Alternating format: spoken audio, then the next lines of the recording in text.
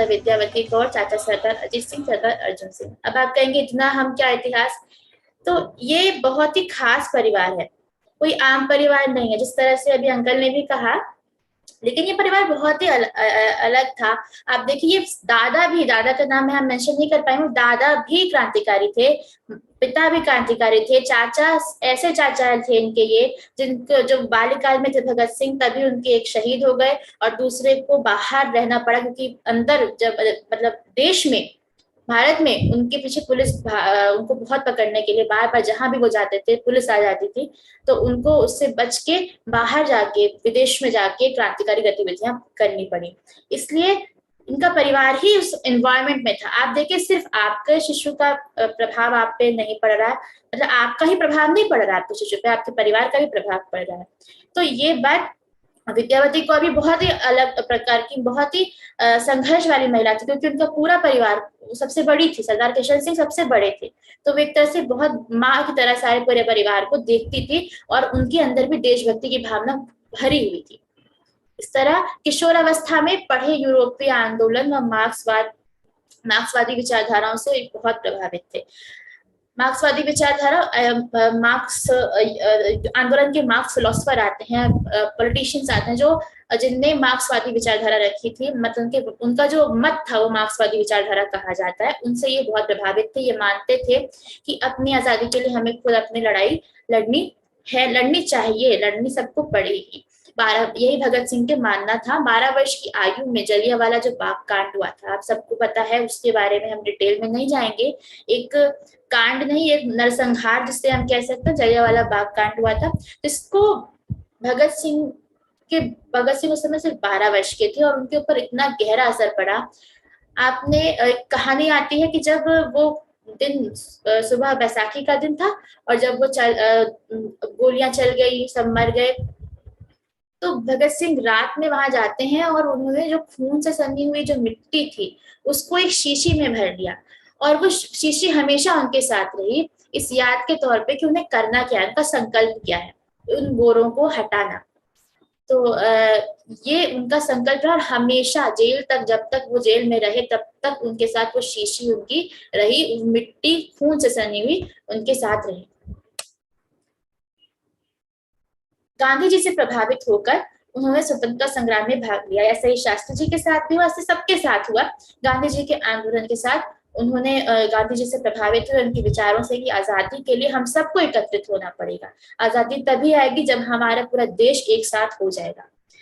लेकिन गांधी जी के द्वारा जब असहयोग आंदोलन वापस लिया गया, तो उनको ऐसा लगा कि, क्योंकि क्या था, यूथ जो था उस समय का, जैसे कि हम भगत सिंह जी की बात करें, सुखदेव जी की बात करें, राजगुरु जी की बात करें, वो सब एक्साइटेड थे कि हाँ, हम देश आजादी लाएंगे। और तब जैसे आंदोलन चलता था, और अगर आंदोलन वापस हो गया, तो उनको लगता था कि हमारा ये पथ गलत हो गया है, और यहाँ पे मतलब इस पथ से हमें देरी लगेगी, और हम जो है इससे बहुत बलिदान, ये पथ बहुत वेस्ट ऑफ बलिदान मांग रहा है। इसलिए उनको लगा कि यहाँ पे हमें आत्मरक्षा करनी चाहिए, और आत्मरक्षा के लिए हिंसा, ये उनका मत था। आत्मरक्षा के लिए हिंसा जो की जा रही है वो गलत नहीं है। आप यहाँ पे, ये मैंने आत्मरक्षा मेंशन किया है, उनने भी किया है, और ये बहुत इंपॉर्टेंट है, क्योंकि आज हिंसा को भी लोग भगत सिंह का पथ मानते हैं। हिंसा भगत सिंह का पथ नहीं है, आत्मरक्षा के लिए की गई हिंसा ये भगत सिंह का पथ है। ठीक है, और इसी से वो सोचते थे कि आजादी इसी के बाद आ सकती है, सिर्फ अहिंसा के बल पे नहीं आएगी, इसलिए उन्होंने गांधी जी का पथ छोड़ा। और इसके बाद उन्होंने 1926 में नौजवान भारत सभा की स्थापना की। तो इतिहास का मत है, मतलब इतिहास है, आपको ना भी याद रहे तो चलेगा, लेकिन जो इसका तत्व है, जो जानना योग्य है, जो आपको सिखाने योग्य है, वो आपको याद रखना चाहिए। अपने साथ उन्होंने सुखदेव, राजगुरु, ये सब उनके सहपाठी थे। राजगुरु सहपाठी में थे सुखदेव, यशपाल, ये सब उनके सहपाठी थे, जिनके साथ उनने अपने कॉलेज के स्टूडेंट्स के साथ उन्होंने नौजवान भारत सभा की स्थापना की। इसके बाद राम प्रसाद बिस्मिल, अब ये कहानी थी पंजाब की। यहीं यूपी में क्या हो रहा था, राम प्रसाद बिस्मिल, चंद्रशेखर आजाद, अशफाक उल्ला खान, आपने सुना होगा, इन सबका नाम तो सुना होगा एटलीस्ट, तो आप सबको सबके बारे में पता होना चाहिए। लेकिन यहाँ पे राम प्रसाद बिस्मिल जी ने उस समय हिंदुस्तान सोशलिस्ट आर्मी की स्थापना की थी। भगत सिंह का मत था कि सारे क्रांतिकारी जो इस पथ पे हैं, हिंसा के पथ पे हैं एटलीस्ट, वो सारे इकट्ठे हो जाएं और एक तरह से आंदोलन छेड़ें, जिससे पूरी सरकार एक साथ डर जाएगी। तो इसलिए वो पूरे देश को साथ लेके चलना चाह रहे थे। इसलिए पंजाब से वो यूपी आके उनने राम प्रसाद बिस्मिल के साथ, चंद्रशेखर आजाद जी के साथ मिलके अब उस पार्टी में भाग लिया और हिंदुस्तान सोशलिस्ट रिपब्लिकन आर्मी ये नाम दिया। अब इस नाम क्यों चेंज किया? तो एक बहुत यहाँ पे विचार आता है भगत सिंह का, कि भगत सिंह मानते थे आजादी, सिर्फ आजादी हमारा लक्ष्य नहीं है। लक्ष्य क्या है? कि हमें एक ऐसा समाज स्थापित करना है जहां सब बराबर हो, जहां सब ऐसे हो कि ये ना हो कि गोरी सरकार जाए और काली वाली आ जाए। हाँ, मतलब हमें सबका प्रजातंत्र ऐसा हो कि सबका तंत्र हो, सब बराबर से जी सके, सबके पास सारे अधिकार समान रूप से हो। जब ये आजादी आएगी तब मेरी आजादी आएगी। इसलिए इसका नाम हिंदुस्तान सोशलिस्ट रिपब्लिक के नाम ही रखा गया, जिसे हम शॉर्ट फॉर्म में HSRA कहते हैं। अब यहाँ पे क्या हुआ, परिवार वालों को जब ऐसे गतिविधियां हुई और एक दो बार वो जेल भी गए, परिवार वालों को गतिविधियों से डर हुआ और उन्होंने शादी के लिए उनको मनाने के लिए बुलाया। और कैसे बुलाया? बहाने से कि भाई माँ की तबीयत खराब है तो आ जाओ घर पे। तो अब वो आए, और जब उन्हें आया तो उन्होंने जब जिद की गई तो वो रात में चिट्ठी डाल के चले गए। और उन्होंने क्या कहा कि अभी मेरा लक्ष्य क्या है, आजादी लाने का है, मैं आजादी ब्याहने जा रहा हूँ, आजादी को ब्याहने जा रहा हूँ, आजादी, भारत माता को आजाद कराने जा रहा हूँ, इसलिए वही मेरा पहला लक्ष्य है। और अभी मैं कहीं और अपना ध्यान नहीं रखना चाहता, नहीं कहीं कहीं केंद्रित करना चाहता हूँ अपने दिमाग को। उनने ये भी कहा था कि सारे सुख साधन जीना उनका उनका इच्छा है, लेकिन तब जब उनकी देश आजाद होगा, उनका देश आजाद होगा, सब स्वतंत्र होंगे, सब सुखी होंगे, तब जाके मैं जो है ब्याह करने मुझे कोई दिक्कत नहीं। इसके बाद आता है लाला लाजपत राय जी की, जो आप सब ने बात कही। लाला लाजपत राय जी के क्यों विरोध, ने क्या किया था, लाला लाजपत राय जी क्या कर रहे थे जब उनकी हत्या हुई? साइमन कमीशन आ रहा था।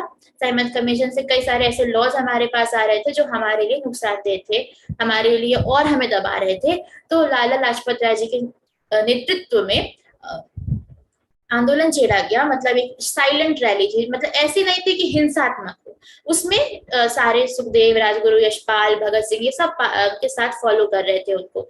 लेकिन वहां पे सॉन्डर्स ने, जो कि पुलिस वाला था, उसने हत्या कर दी। कैसे? उनको डंडे से पीटा और सिर पे ऐसी चोट लगी लाला जी के, जिनकी वो उनकी हत्या हो गई। इससे जो HSRA का ग्रुप था ये बहुत ज्यादा दुखी हुआ और उसने निर्णय लिया कि हम बदला लेंगे। पूरा देश शांत था, दुख मना रहा था, शोक मना, जैसे हम लिखते हैं रिप रिप रिप, वो भी ओम शांति ओम शांति कर रहे थे। लेकिन कोई ये नहीं कर रहा था कि अब हम करें क्या, स्टेप क्या होना चाहिए। सरकार ने एक चीज किया तो हमारा भी एक स्टेप होना चाहिए। तो यहाँ पे उनने एक बात रखी कि हम जो है सॉन्डर्स को मारेंगे।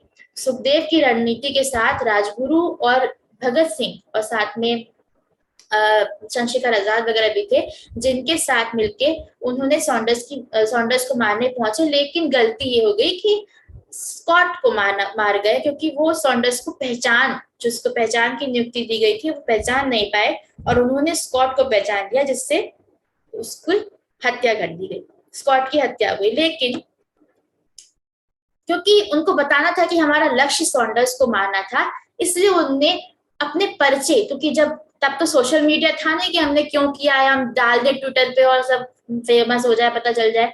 तब हमें क्या करना था कि वो पर्चे डाल डाल के उनने दीवारों पे, गलियों पे पर्चे चिपकाते थे। अब हमने क्यों किया, क्या किया, किस लिए किया, इस बात को लिख के उनने डाला।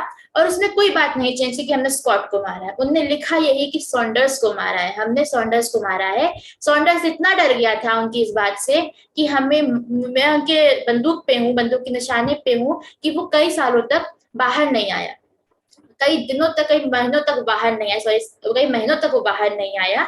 ये एक नोटिस का एक पेज है। ये बुक तो खैर एक आज बुक निकलती है पत्र दस्तावेज की भगत सिंह की, उस बुक का पेज है। दो आपको दिख रही हैं नोटिस जो इन्होंने डाली थी। आपको स्क्रीनशॉट लेनी हो, इंटरेस्ट हो तो आप ले लीजिए, आप उसको पढ़िएगा कि उनने क्या लक्ष्य था, उनने क्यों ये किया, क्या क्या उनने चुनौती दी थी उनको, चेतावनी दी थी।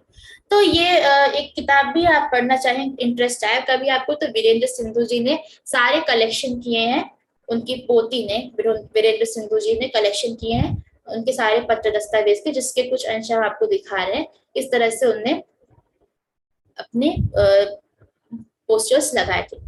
इसके बाद बटुकेश्वर दत्त के साथ, क्योंकि एक और बात हुई, फिर आगे कुछ दिन बाद क्या हुआ, कुछ दिन बाद ये हुआ कि और लॉज आ रहे थे।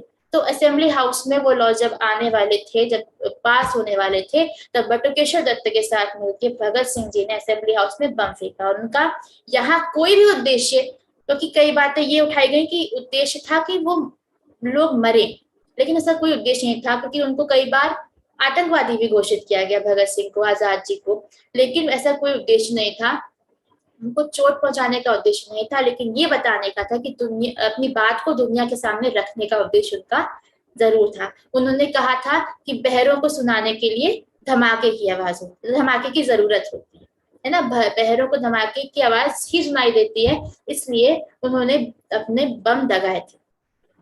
यहाँ पे दोनों ने आत्मसमर्पण किया था। ये भी एक इम्पोर्टेंट बात आती है, लोग कहते हैं कि वो बंदूक चला रहे थे और पकड़ा गया, नहीं, उन्होंने आत्मसमर्पण किया था। क्यों किया आत्मसमर्पण, क्या लक्ष्य था? कोर्ट में क्या होता था, जब कोर्ट में पेशी होती थी तो पत्रकार बैठते थे, फिर से तब सोशल मीडिया था नहीं, तो पत्रकार बैठते थे, जब वो बयान देते थे भगत सिंह लोग अपना, तब वो बयान पत्रकार नोट करते थे और न्यूज़पेपर में छपता था, और जिससे पूरा देश वो न्यूज़पेपर पढ़ता था। इसलिए वो चाहते थे, क्योंकि वहां पे उनको जब उन्होंने स्कॉट को मारा, तब ये बात हुई कि ये तो आतंकवादी है, हर व्यक्ति ने उनका आलोचना की कि ये तो आतंकवादी है। तब उन्हें अपनी बात को रखने के लिए और विरोध प्रदर्शित करने के लिए, देश को साथ लाने के लिए, एक लक्ष्य के नीचे उन्होंने ये अपनी आत्मसमर्पण दिया, और उन्होंने पूरी देश की जनता तक अपनी बात सफलता से पहुंचाई।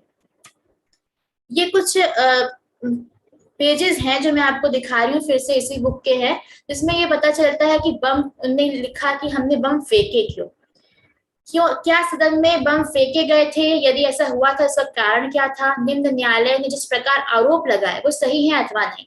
इस तरह से उन्हें पेज, मुझे पढ़ाने का तो समय नहीं है, तो आप अगर चाहें तो आप इसको बाद में भी ले सकते हैं, आप मांग सकते हैं। इसके अलावा उन्हें इस तरह से पूरा उनके न्यूज़पेपर में पब्लिश हुआ, उनके साथी क्रांतिकारियों ने ये डाला, जिसमें आप यहाँ एक लाइन देखिए, मैं आपको यहाँ दिखाना चाहूंगी, इन आदर्शों तथा इस, ये भगत सिंह के शब्द हैं, इन आदर्शों तथा इस अवस्था के लिए हम उन सब कष्टों का स्वागत करेंगे जो हमें न्यायालय द्वारा दिए जाएंगे। क्रांति की इस वेदी पर हम अपना यौवन धूप बत्ती की भांति जलाने के लिए संबद्ध हुए हैं। इतने महान ध्याय के लिए कोई भी बलिदान बड़ा नहीं माना जा सकता। हम क्रांति के उत्कर्ष की संतोष पूर्वक प्रतीक्षा करेंगे। इनकलाब जिंदाबाद। आप वो देखिए कि इतने युवावस्था में, आप ये समय रहा होगा कुछ उनकी 21-22 साल का, इस काल में भी उनके अंदर ये था, ये जज्बा था कि हम बिल्कुल भी डरेंगे नहीं और हम अपने आप को स्वाहा कर देंगे इस आंदोलन में, हम इसके लिए पूर्ण रूप से तैयार हैं। इसके बाद जेल में निकृष्ट कोटि का व्यवहार हुआ। एक पॉलिटिकल होता है, क्रिमिनल होते हैं, जो दोषी होते हैं, बंदी होते हैं, उनके साथ पॉलिटिकल जो है वे में उनके साथ ट्रीटमेंट होना चाहिए था, लेकिन उनको क्रिमिनल की तरह ट्रीट किया जा रहा था। इसलिए उन्होंने उनको क्या व्यवहार कैसा हो रहा था उनको भोजन, जो चूहे वाला भोजन, जो कुत्ते को देती वैसी मोटी रोटियां, कपड़े धुलते नहीं थे महीनों महीनों, तो उनको बहुत गंदगी में रहना पड़ता था। तो इसलिए उन्होंने, और किताबें नहीं मिलती थी, भगत सिंह को पुस्तकों का बहुत प्रेम था, पुस्तकों से बहुत प्रेम था, बहुत पढ़ते थे, सीखते थे। तो ये सब जब उनको नहीं मिलती थी फैसिलिटीज, तो उन्होंने भूख हड़ताल की, और भूख हड़ताल में उनके बाकी क्रांतिकारियों ने भी उनका साथ दिया, क्योंकि उस समय तक पूरा HSRA लगभग पहुंच गया था जेल के अंदर। 63 डेज की उनकी जो हड़ताल थी वो चली, और हमें कुछ दिन पहले, अगर आप लोग पुराने जुड़े हैं अगस्त जुलाई अगस्त की, तो वहां आपने अगर ध्यान दिया हो तो हमने जतिन दास जी के बारे में आपको शेयर किया था। जतिन दास जी की जो शहादत हुई थी इसी काल में, 63-62वें दिन उनकी शहादत हुई थी, क्योंकि वो भूख हड़ताल से उनने प्राण त्यागे थे। अब जतिन दास कौन थे? जो बम उनने फेंके थे वो जतिन दास बनाते थे। बम, जितने भी बम HSRA यूज करते थे, HSRA की टीम बनाती थी, ये बंगाल के क्रांतिकारी थे। अब उनके बारे में चर्चा हम नहीं कर सकते। तो जतिन दास की शहादत के बाद आप देखिए, जिस HSRA को लोग कभी आतंकवादी कह रहे थे, आतंकवादी संगठन कह रहे थे आप कभी वीडियो डालिएगा, अभी डालिएगा, जतिन दास की शव यात्रा जब थी, वो इतनी भीड़ थी उसमें, इतनी ज्यादा भीड़ थी, क्योंकि उस काल तक उनके बयानों जो उन्हें बयान दिए और पूरे टीम के जो बयान नोट हुए, उसके आधार पे पूरा देश जाग चुका था, पूरे देश में आक्रोश था। और इतने दिन बाद, 63 दिन बाद वो जो रैली निकली, उनकी जो शव यात्रा निकली, उसमें पूरा देश जो है निकल के आ गया। और ये मांग उठी, इस आक्रोश से सरकार जो है मजबूर हो गई, उनने सारी शर्तें, भगत सिंह की सारी शर्तें मानी।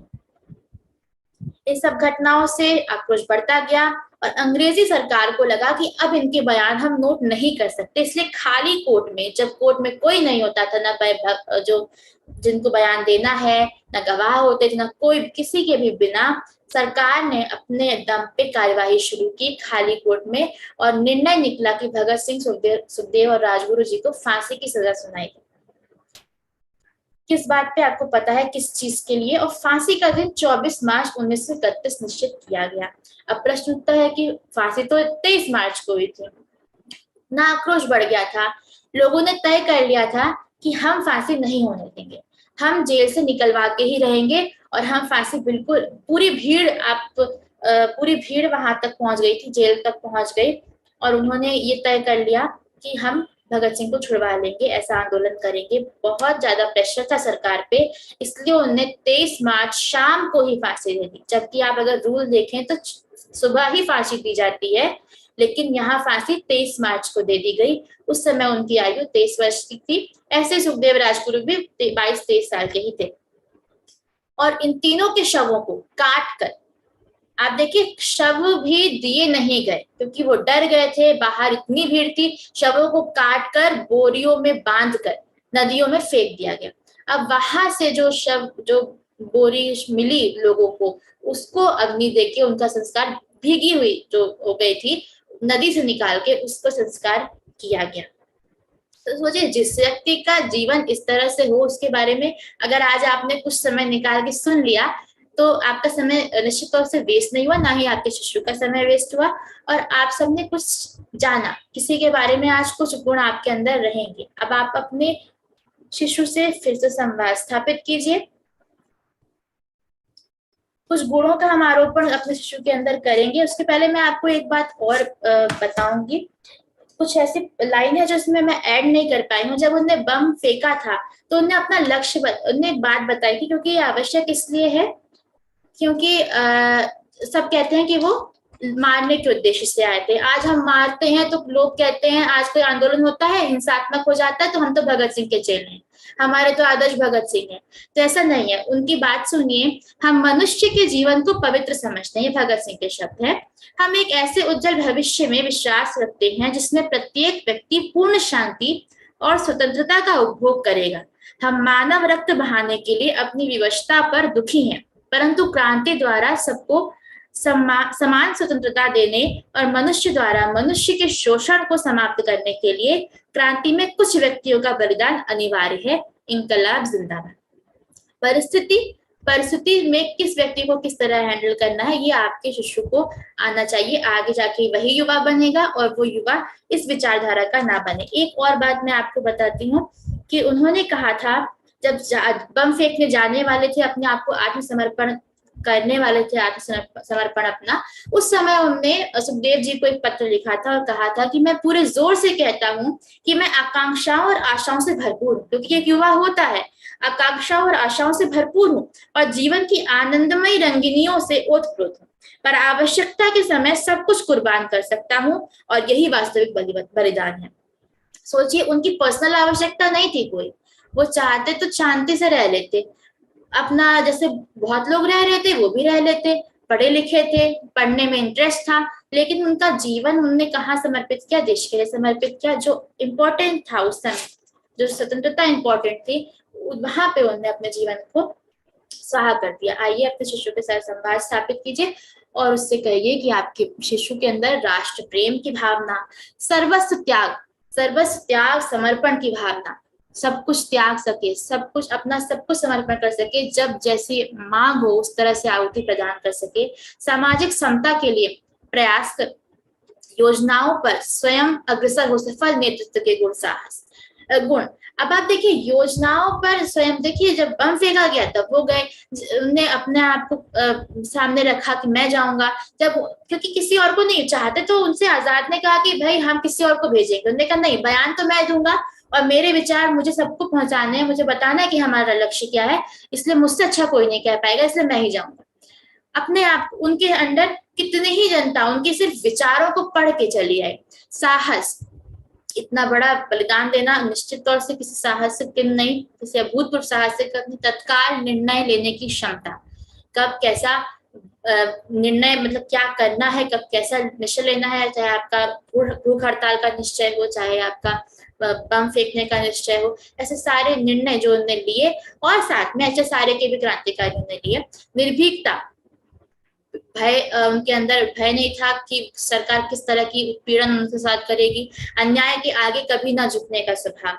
वो उनका एक और आता है कि उनके पिता ने कहा कि हम पैसे देके या तुमको कल वापस रख लेंगे, या उन्होंने विनती डाली, पहले तो एक बार उन्होंने पैसे देके उनको हटाया था जब पहले कभी उनकी जेल में जेल गए थे वो, बेल देके, और उसके बाद वो उनने मना कर दिया था। दोबारा जब उनने कहा कि हम अभी भी आपको छुड़वा देते हैं, तो उन्होंने कहा नहीं, मैं अपने मन से गया हूं और अब मैं वही कर, मैं अपने अपने आप को निछावर कर ही दूंगा, इसलिए अब यहाँ पे कोई भीख की मांग या कोई सरकार से विनती की मांग आप नहीं करेंगे। नहीं, ये भी उन्होंने अपने पिता से कहा था।